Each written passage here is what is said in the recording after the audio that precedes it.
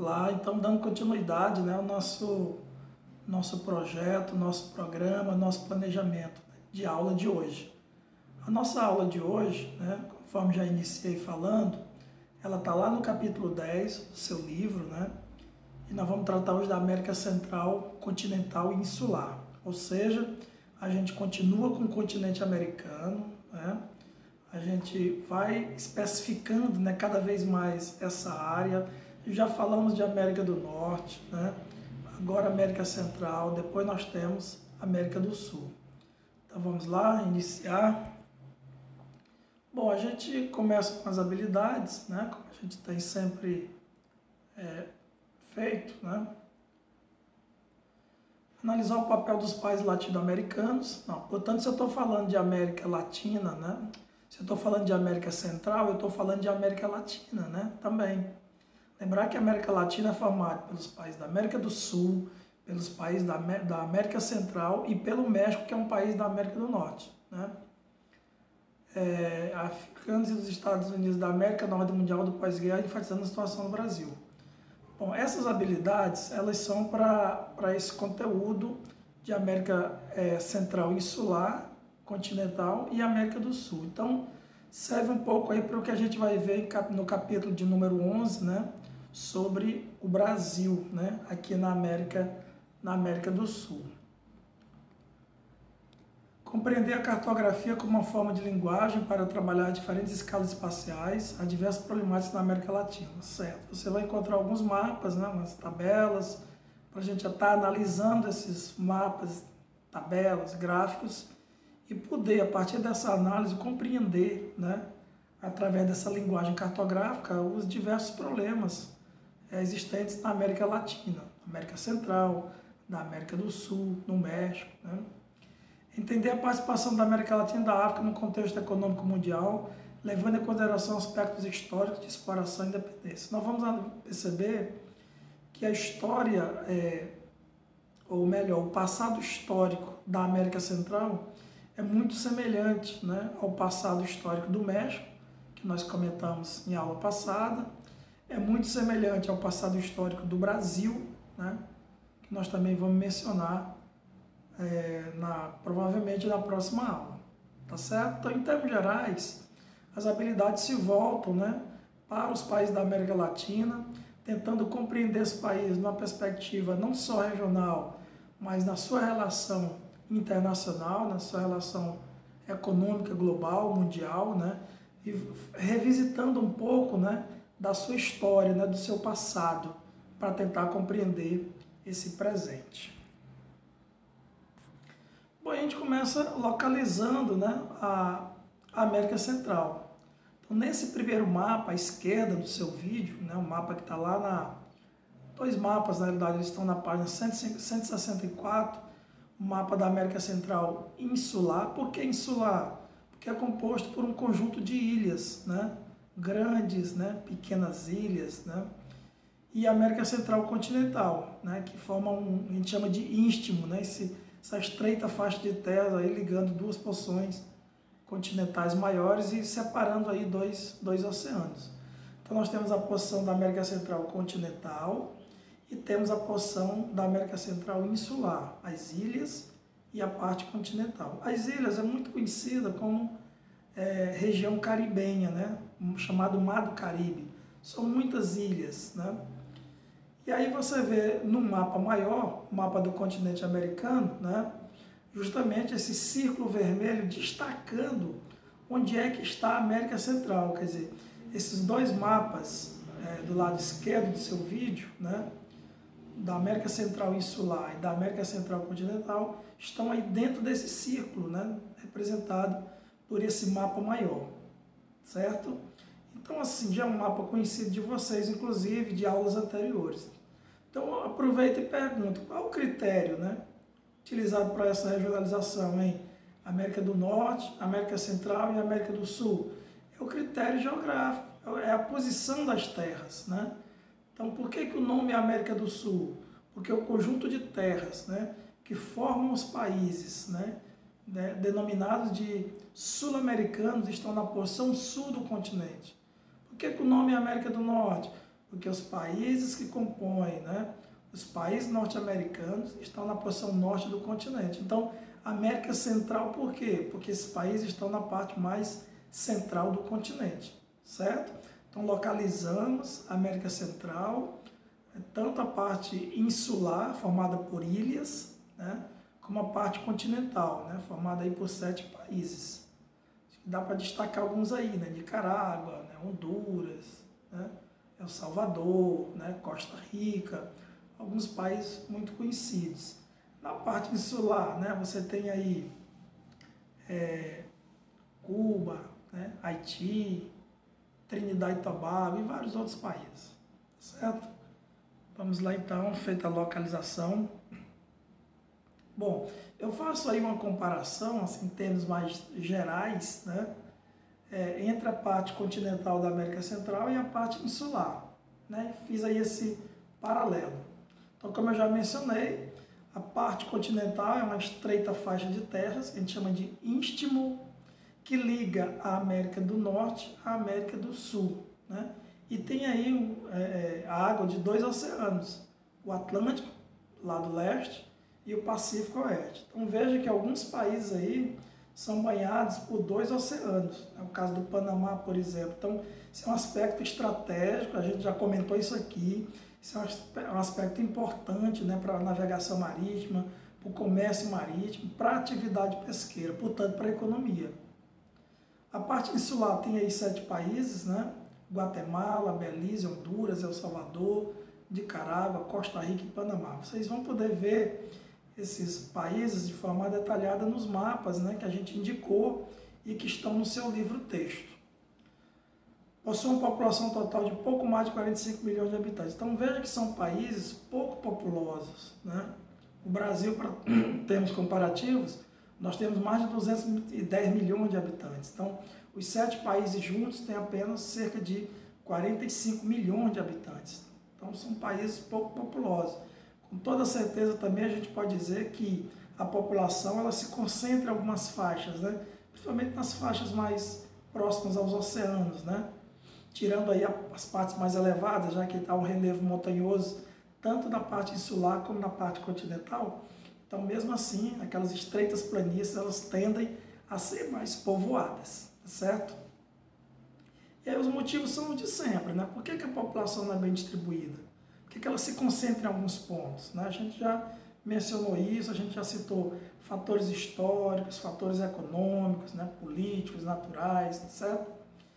E a América Central e Insular? Vamos ver as observações, vamos fazer uma leitura aqui. Localiza-se no Mar do Caribe, o Mar das Antilhas, né? Como eu disse, a parte insular chamada como região caribenha, né? Mar do Caribe, muitas ilhas, né? Algumas onde se desenvolve de forma bastante intensa o turismo. É formada por um conjunto de ilhas dividido em 3 grupos. Nós temos as Grandes Antilhas, citei alguns países, não são todos aí, Cuba, Jamaica, Porto Rico, né? Pequenas Antilhas, né?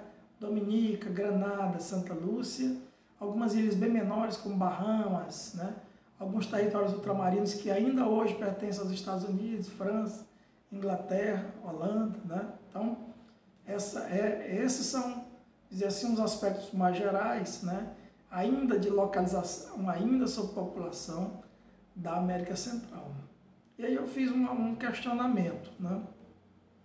Historicamente, o que há de comum entre esses países e territórios ultramarinos? O que há de comum entre a porção continental e a porção insular? Ou o que há de comum entre os próprios países da América Central continental e os países da América Central insular? Então, basicamente, como eu falei lá no início, a história foi bem marcante nesse país e foi caracterizada por um processo de colonização, de exploração, iniciada lá no século XVI. Então, parte desses países foram anexadas, né, por nações europeias, né, como França, Inglaterra, Holanda, né, Espanha, né, para produzirem segundo os interesses dessas nações europeias, né, que são as metrópoles. Ou seja, esses países funcionavam como economias complementares, né, das nações europeias. Então, o que produziu? Como é uma região tropical, né? Então Então produziam gêneros tropicais, né? Banana, cana-de-açúcar, né? Ou seja, produtos voltados para atender os interesses da economia europeia. Portanto, é de se imaginar que, se tem um passado histórico marcado pela exploração, é natural que se imagine que as condições econômicas e sociais atuais sejam consequências desse passado, né? De um passado marcado pela colonização e exploração. Então, se existem problemas sociais e econômicos hoje nos países da América Central, seja insular, seja continental, estão intimamente ligados ao seu passado colonial, iniciado lá no século XVI, se estendendo basicamente até início aí do século XIX. Certo? Vamos passando. Bom, continuando aí com uma análise mais geral ainda, né, sobre a América Central. Então, além dos problemas sociais e econômicos, um outro aspecto que é marcante na América Central é a instabilidade tectônica, né, também chamada de instabilidade geológica. O que quer dizer isso? Significa dizer que, do ponto de vista tectônico, esses locais estão sujeitos a atividades sísmicas, né? Terremotos, atividades vulcânicas, né? Além disso, além dos terremotos e das atividades vulcânicas, essa parte da América Central também, principalmente a região caribenha, é também, vamos dizer assim, muito exposta a violentos furacões, né? Aqueles que atingem geralmente ali sul dos Estados Unidos, a costa sudeste dos Estados Unidos, né? Violentos furacões como o que ocorreu em 2017, né? E aí quando você pega economias frágeis, desestruturadas, isso potencializa ainda mais os problemas sociais. A hidrografia, né, formada poucos rios, são poucos rios, até porque são pequenas ilhas, né? Os rios são de pequena extensão, né? E isso é um problema a mais, né? Porque há uma carência, vamos dizer assim, de abastecimento de água, né, para os habitantes. Há deficiências também em relação à infraestrutura, né, sanitária, coleta de lixo, esgoto, né? São alguns dos problemas que existem em muitas dessas ilhas, né? Mais de 2 milhões de famílias moram no chamado corredor seco. O que é o corredor seco? Que é esse trechozinho vermelho que eu puxei. É um fenômeno. Corredor seco é uma região submetida a um fenômeno climático, né? É uma região de floresta, né, tropical, e que é submetida à semiaridez, vamos dizer assim, ou seja, uma diminuição de pluviosidade nessa região. E aí as pessoas sofrem. São 2 milhões de famílias que moram nessa região, né, que dependem da agricultura de subsistência, estão constantemente, por conta desses problemas, né, de secas, vamos dizer assim, submetidos a uma insegurança alimentar, né. Cerca de 60% da população vive em condições de pobreza. Então veja que é uma situação extremamente difícil, né. Hoje nós temos na América Central o país mais pobre do mundo, né, que é o Haiti, país que sofre, né, com a fome, a pobreza, a miséria, o desabastecimento, né, conviveu com guerras civis, né. Então são alguns problemas graves que nós temos e que em parte são herança, né, do passado histórico que a gente vem mencionando, certo? Bom, algumas condições socioeconômicas, né, que eu citei aí, né? Algumas condições socioeconômicas. As más condições de vida nesse país contribuem para a imigração rumo aos Estados Unidos. Nós já comentamos isso aqui, que a porta de entrada, né, dos Estados Unidos se dá justamente pelo México. Então, guatemaltecos, né, da Guatemala, né, costarriquenhos, panamenhos, né? Essas pessoas entram pelo México, né? Adentram o México para poder tentar entrar na fronteira com os Estados Unidos, né? Do México com os Estados Unidos.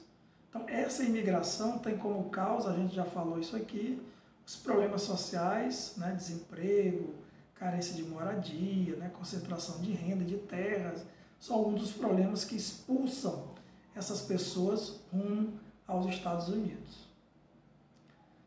O processo de urbanização, né, está muito relacionado, né, ao próprio dinamismo econômico, né, ocorre de modo ineficiente e desproporcional, promovendo o desmatamento de áreas naturais. É uma questão mais ambiental. Então, os países da América Latina como um todo, né, o que se verificou, primeiro, foi o processo de urbanização tardio, quer dizer, atrasado, se comparado aos países do primeiro mundo, então se deu tardiamente, e que, portanto, ele resulta, vamos dizer assim, de algumas melhorias no campo, vamos falar assim, né, um processo de modernização que expulsou essa população para as cidades, inchando as cidades. À medida que as cidades incham, surgem ou aumentam, né, ou se potencializam os problemas sociais, de desemprego, de falta de moradia. Então, muitas vezes as pessoas tendem a morar em favelas. Né? Vocês lembram ainda o que é imigração? Imigração é a saída de pessoas de um lugar para outro, né? Que é a urbanização? É aquela situação em que a maioria da população de um determinado local, estado, país, região, mora nas cidades, certo? E aí nós temos alguns dados, né, nesse quadro da América Central continental, nível percentual de população urbana e rural. Então você verifica, né, que praticamente todos os países são urbanos, né? A maioria da população mora nas cidades, mas ainda há um certo equilíbrio, o que significa dizer que parte da população que mora no campo, né, que ainda vive no campo, comprova que as economias desse país ainda são muito frágeis, né, e que dependem do setor agropecuário para dinamizar a economia, né? O país que tem o maior percentual aí de população urbana é justamente o Panamá, né? Panamá, depois você tem El Salvador, Costa Rica, né? Os demais ficam aí na casa dos 50 e poucos por cento, né, da população. Então, são percentuais, se comparado ao Brasil, nós temos hoje um percentual de mais de 85%, quase 86% da população brasileira morando em cidades. O processo de urbanização ele está intimamente ligado também ao processo de industrialização. Há uma tendência de que, quanto mais industrializados forem os países, maior o seu processo de urbanização. Isso é uma regra, né? Existem países que não se industrializaram e são urbanizados, mas a regra geral é, se industrializou, se urbanizou. Então, se os percentuais são pequenos de urbanização na América Central, isso comprova que são países ainda pouco industrializados. Economia, né, da América Central continental. Então, como a gente já deu uma dica inicial, são países pouco industrializados, então é o setor agropecuário o setor mais importante da economia desse país, em termos gerais, né? E aí, que tipo de cultivo predomina? Os cultivos de produtos tropicais, desde o período colonial. Qual o objetivo? Satisfazer os interesses da economia externa, né? Produzir para o mercado externo. Isso é uma característica marcante e histórica, né, desse país. Isso comprova que esses países são muito dependentes, né, do mercado externo. Há uma forte relação de dependência, né, com os Estados Unidos, pela proximidade também do mercado norte-americano. A indústria e a extração mineral não são atividades muito expressivas na América Central, isso porque são países pobres, são países pouco industrializados, alguns inclusive vivem ainda exclusivamente da atividade agropecuária, né? A gente verifica isso no mapa, dá para perceber isso no mapa, que conforme o mapa, a gente verifica aí que a agricultura comercial voltada para a exportação predomina na maioria dos países, né? A gente percebe isso. Aí você tem essa imagem, né, um trabalhador na usina de açúcar, né, em Cuba, né? Cuba é um grande exportador mundial de açúcar, portanto caracterizando justamente, né, esse setor primário, né, da economia como importante nesses países da América Central, né? Então, conforme o mapa, qual forma de agricultura predomina? Esse mapa está lá na página 167. De acordo com o mapa, né, vendo a distribuição pelos países, a gente nota que há um predomínio da agricultura tropical de produtos, agricultura comercial de produtos tropicais. Portanto, essa agricultura é aquela praticada em grandes propriedades, que a gente chama de latifúndios, né? Isso é um outro problema sério da América Latina, a latifundialização, muito latifúndio, e sobrando poucas terras para quem realmente necessita plantar, né? A agricultura de subsistência também merece destaque, né? E as áreas de floresta, né, que nós temos aí, certo? Só reduzindo aqui. Então, vamos passar para frente. Bom, agora a economia da parte insular, né? Da parte insular. A principal atividade econômica da região do Caribe é a agricultura, cana-de-açúcar. O destaque é Cuba, nós vimos agora há pouco numa imagem, né? E a produção se destina aonde? Para onde? Para o mercado externo. Então, vejo que há uma semelhança entre a economia da América Central insular e da América Central continental. Setor agropecuário produzindo basicamente para atender o mercado externo. Na parte insular, além da produção agropecuária voltada para o mercado externo, há também uma exploração de combustíveis fósseis, né? Gás natural e petróleo, principalmente no país chamado de Trinidad e Tobago. A atividade industrial no Caribe praticamente não existe, né? Pouca desenvolvida, né? E o que se tem é basicamente uma indústria sem muita tecnologia, uma indústria simples, né? De máquinas simples, de produtos não sofisticados que visam abastecer basicamente o consumo imediato, né? Confecção, artesanato, né? Cestaria, cerâmica, né?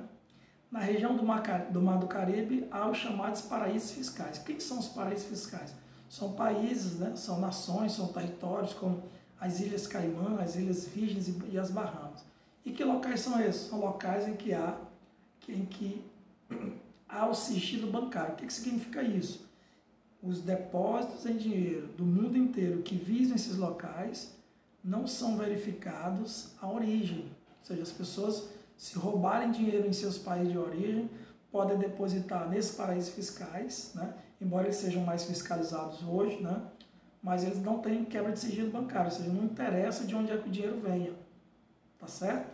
Então, muitos políticos brasileiros da América Latina como todos, Estados Unidos, Europa, depositam dinheiro nesses bancos, por quê?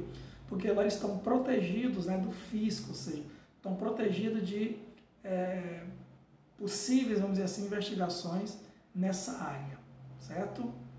O turismo, como não deveria deixar de ser, é uma atividade econômica muito importante e geradora de riqueza e renda para esse país do Mar do Caribe, certo?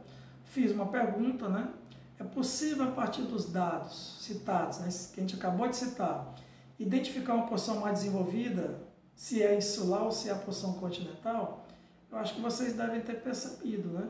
É a porção central ou é a porção insular? Né? Então a gente percebe que a porção insular, ela tem uma ligeira vantagem, né? A gente percebe isso. A população caribenha enfrenta problemas sociais relacionados à educação, saúde e renda, porém, apresenta melhores condições de vida em relação aos países da América Central continental. No Caribe está localizado o Haiti, que é um dos países mais pobres do mundo, mas em termos gerais, a população usufrui, vamos dizer assim, de uma condição de vida melhor do que da América Central continental. E em parte isso se deve, né, a essa fonte geradora de riqueza trazida pelo turismo, o dinheiro que entra nos paraísos fiscais, né, a incipiente industrialização, a produção de gás natural e petróleo, certo? Nós temos dois países, né, Cuba e Haiti. Destacar aqui os dois, tem um salto aqui, só falando dos dois aqui, por quê? Cuba é um país que adotou o socialismo, todos sabem disso, né? O Haiti é o país mais pobre. Cuba, um país que adotou o socialismo. Quando a gente compara os dois, né, a gente nota realidades bastante distintas. Olha o IDH, né, por exemplo, aí, de Cuba, 0,775, semelhante ao brasileiro. Olha o IDH do Haiti, semelhante aos países africanos. Então, já começa com uma condição socioeconômica de vida muito diferente, né, entre os países da América, entre o Haiti e Cuba, dois países da América Central insular. E aí tem alguns dados, né, expectativa de vida, por exemplo, no Haiti de 63 anos, em Cuba, essa expectativa de vida supera os 80 anos, né? Então, só comparando que o Haiti é um país capitalista e Cuba foi um país que adotou o socialismo, que sofreu com o embargo econômico imposto pelos Estados Unidos, mas é um país que enveredou pelo autoritarismo político, né, pela ausência de liberdade política, de liberdade de imprensa, por exemplo, né? À direita você vê uma imagem de Cuba, parece que está no Brasil na década de 50, um atraso, e à esquerda você vê uma imagem de Cuba, né, após uma enchente do Haiti, né, uma enchente contribuindo, né, para piorar ainda mais a situação de vida dos haitianos, né. Praticando um pouco, faço duas perguntas, né. Pode-se falar em herança colonial comum entre as nações da América Central, Insular e Continental? Sim, podemos sim. Os problemas verificados nessa área da América Central têm raiz no século de dominação colonial. A maior parte dos países caribenhos só obteve independência no início do século XX. E ainda hoje, várias ilhas continuam politicamente dependentes de estados europeus, como Aruba e Curaçao, que pertence à Holanda, que são os Países Baixos, Martinica, que pertence à França, Montserrat, que pertence ao Reino Unido, né? Então, sim. É possível notar alguma semelhança com o Brasil, seja do ponto de vista econômico ou social? Sim, é possível a gente notar isso, né?